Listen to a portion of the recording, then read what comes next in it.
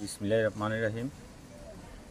আজকে মাটিয়াগোদা ৮ নম্বর ওয়ার্ডে উপস্থিত প্রিয় সাংবাদিকবৃন্দ এবং আমার এলাকার গণ্যমান্য ব্যক্তিবর্গ, আসলে আমরা এখানে আজকে উপস্থিত হয়েছি। আমার এলাকা ৮ নম্বর ওয়ার্ডে ৩টা পরিবার খুব মানবতার জীবনযাপন করতেছে। তারা এক হিসাবে একদম তাদের বাড়িতে বন্দি আছে। ছেলেমেয়েরা স্কুলে যাওয়ার জন্য এবং বৃদ্ধরা ওই যে হসপিটালে যাওয়ার জন্য বা মসজিদে আসার জন্য কোনো ব্যবস্থা নাই। তাদের চতুর্পাশ দিয়ে একদম তাদের বাড়িতে যাওয়ার রাস্তাগুলো বন্ধ। আশেপাশে যাদের জায়গা ছিল তারা এটা বন্ধ করে দিছে। তো এটা আমি আশেপাশে যাদের জায়গা ছিল তাদের কাছে অনেকবার গেছি এবং বারবার গেছি এবং এমপি সাহেবকেও এটা জানানো হয়েছে। তো উনিও আমাদের চেয়ারম্যান মহোদয়কে ফোন করছিল এটা যেন একটা ব্যবস্থা নেয়। কিন্তু যাদের জায়গা আশেপাশে যাদের জায়গা আছে, অল্প একটুকু জায়গা দিলে হয়তো 20 ফিট বাই 4 ফিট এরকম জায়গা দিলে তাদের এই মানবেতর জীবন যাপন থেকে তারা মুক্তি পায়। তো আমি আপনাদের মাধ্যমে, আমার এমপি মহোদয় আছে এবং আমার উপজেলা চেয়ারম্যান মহোদয় আছে, টিউনু মহোদয় আছে, এই পরিবারটাকে যেন এই বন্দি দশা থেকে মুক্ত করার জন্য আপনাদের সাংবাদিকদের মাধ্যমে, এই জাতির বিবেকের মাধ্যমে আমি আপনাদের মাধ্যমে সংশ্লিষ্ট সবার কাছে আমি একটা মেসেজ দিতে চাই। আপনারা এই মানবতার জীবনযাপন থেকে তাদেরকে মুক্তি দান করবেন। আপনি কি এটা আমি তাদের কাছে ওনাদের পাশে 2টা পরিবারের জায়গা আছে, তাদের কাছে আমি গিয়েছিলাম, 2টা পরিবারের কাছে গেছিলাম, বারবার গেছি। তো আমি ব্যর্থ। ওনারা আমাকেও যে আমি বলছি আর কি, এটা এমপি মহোদয় অবগত আছে, কিন্তু ওনারা এমপি মহোদয় কথা বলাটা আরও বেশি গরম হয়ে গেছে, আমার সাথে খুব খারাপ বিহেভ করছে। এরপর আমি চলে এসেছি, আমি বারবার চেষ্টা করে দেখছি, আমি ব্যর্থ।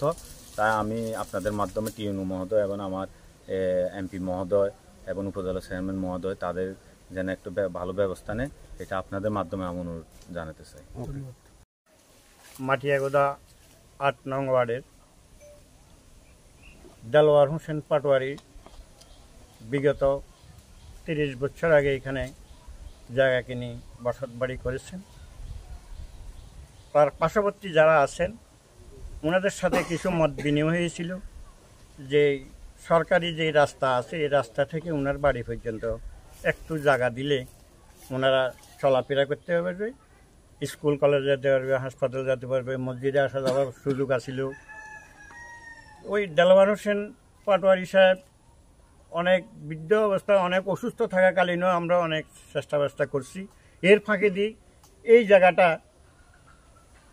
রেনু মিয়ার ছেলেদের সাথে কথাবার্তা, ওই বর্ণাপত্র হয়েছিল 50,000 টাকা।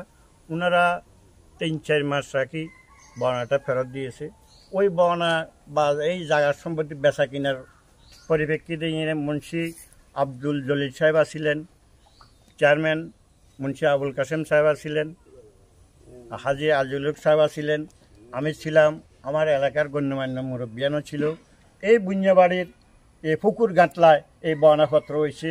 আবার এই বর্ণাপত্র যখন ফেরত দিতে চাইতেছে, আমি তো একা নিতে পারবো না, এটা 10 মিলে আমরা কাজ করছি।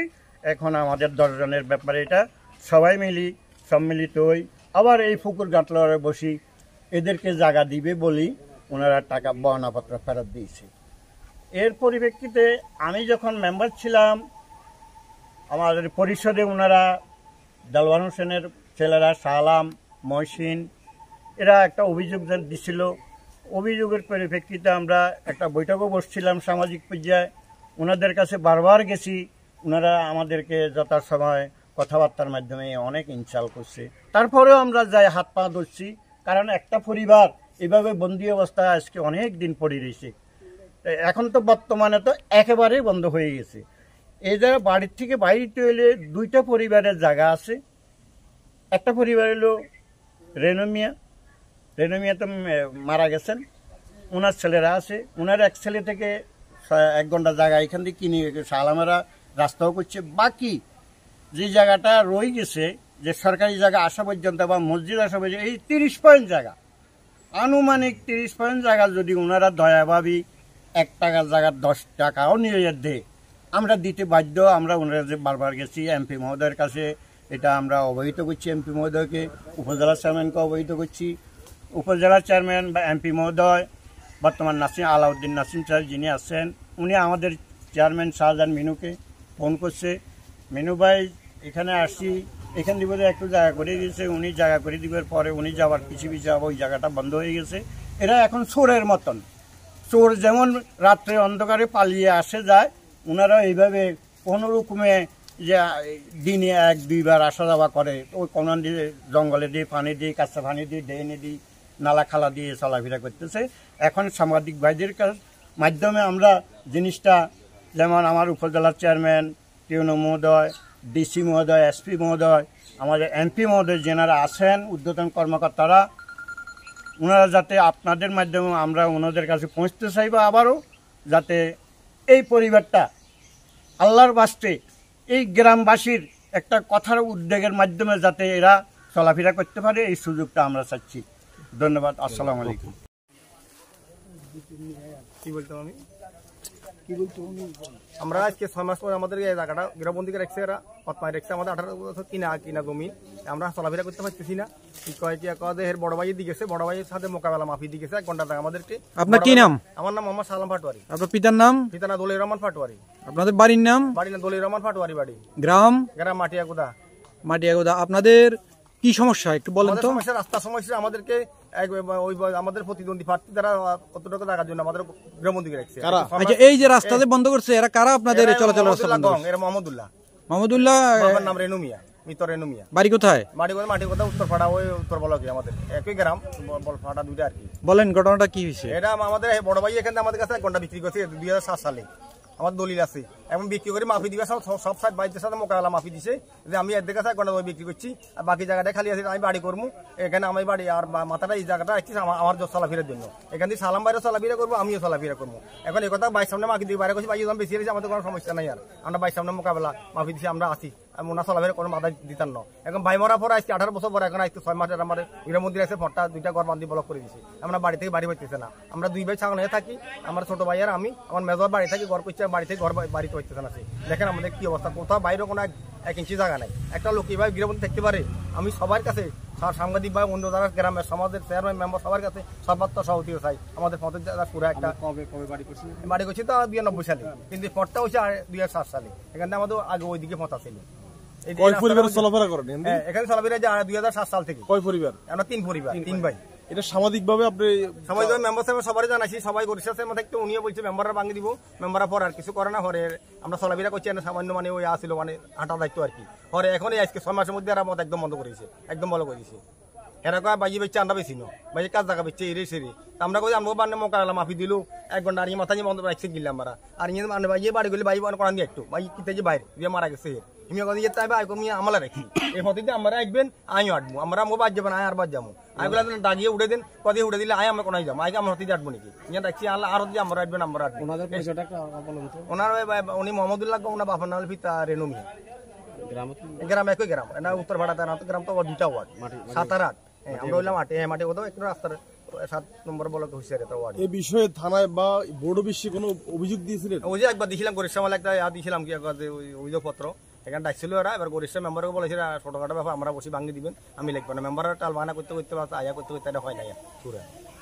এর মিনুসে আমার কাছে কয়েকবার গেছি, বাড়িতে গেছি, উনি বলছে উনি ওনার কথা শুনে না। ওরা বসতে আগে বসে একটা সুরা করেন না, মারার কিন্তু তোমার সুরা হয়ে যায়। আমাদের সামান্য কোথাও মাথা দেখানো হয় না গেলে বাড়ির জন্য কয় না, কথা না শুনলে আমি কি করবো? তো আমরা এবারে আমরা আমাদের দ্বারস্থ হয়েছি। এবার আমরা একটা সরকারি বা বেসরকারি বা সংস্থা আমরা একটা সুরা করবেন, যাতে আমরা ভবিষ্যৎ চলাফেরা করতে কোনো অসুবিধা না হয় আমাদের। তখন এই জায়গাটা দিব বলে কি কোনো চুক্তি হয়েছিল না? দিব বলতে বড় ভাই বেশি গেছে, ছোট ভাই তো ইঞ্জিন বড় আজমালিতে এটা জায়গাটা যেটা রয়েছে এটা এরা করতে বড় ভাই হচ্ছে, আমরা বেশি না। বড় ভাই কাজ দেখা পাচ্ছি, তারপরে কি বড় ভাই বাড়ি করলে এটা ভিন্ন ব্যাপার। মানে আমাকে তো বেশি গেছে, আমরা তো বেশি না। আমরা বেতাল বাজিছে গেলে এটাতে যে বড় ভাই বেশি গেছে, আন্ডা বেশি না। আন্ডা করলে বড় ভাই তো থাকতো, আমার হত পাইতে নেই। আর বড় ভাই বাড়ি করলে বড় ভাই কোনো দিয়ে আইতো না, বড় রাস্তা দিয়ে আইতো না। যে বেশি গেছে নুইসলাম যদি বাড়ি মারিও না, এখানে মারিয়ে হয়তো কুলানসে মারা গেছে। এই মারা দেওয়ার পর এখন এই বেতালটা একটা বাদে ছিল, এরা আই কোনো টুসব্দ ছিল না। আর দিন আমাদেরকে 1 ঘন্টা মাফি দিল এখান দিয়ে। সেদিন এরা ভাই সব উপস্থিত ছিল যে আমি এর কথা 1 ঘন্টা এখানে ঘরটা করা হয়েছে, মানে আপনাদের চলাচল প্রতিবন্ধকতা সৃষ্টি করছে, সৃষ্টি করার জন্য। মূলত এখানে কেউ থাকে না, কেউ থাকার মতো কোনো পরিবেশ আছে এখানে। তাহলে এখন আমরা কিভাবে চলাচল করেন? আমরা এখন আমার ভাই ছোটের মতো কথা ভাই 6 মাস বাড়িতে দেখো আরেকটা জায়গা আসলে এখান দিয়ে আরো ভিন্ন পথ পারি হয় আমাকে জায়গা থাকে জায়গা দেখি একদম ওই মহিলা হে পথ পারিয়ে গেছে।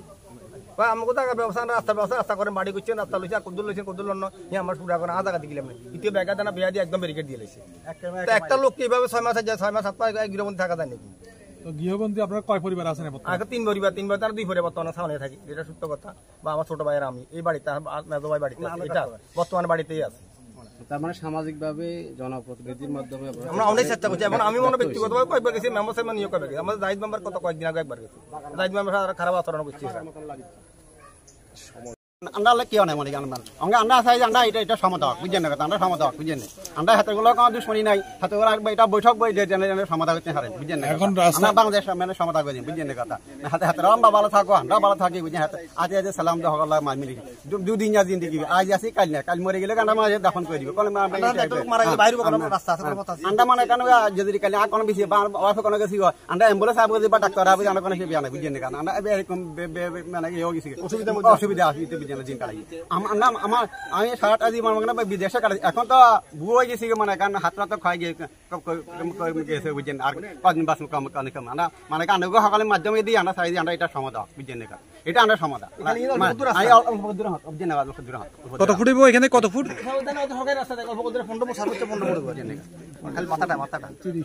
অনেক পুরানা এর বাড়িতে আসা বাড়ি বাঁচে পর্যন্ত এই রাস্তা দিয়ে আড়া উঠা করছে যেটা বাস্তবে দেখছি আমি চোখে এখান থেকে আড়া উঠা করছে সব কিছু এখান থেকে মার্চ মাস 27 মাস পর্যন্ত রাস্তাটা বন্ধ হয়ে গেছে বন্ধ হয়ে যাওয়ার এখন মসজিদে আসা যাওয়া করতে পারেন না নামাজও পড়তে পারেন না ঠিক করতে আমরা দেখতেছি তো সবগুলো দিয়ে আটকাই রয়েছে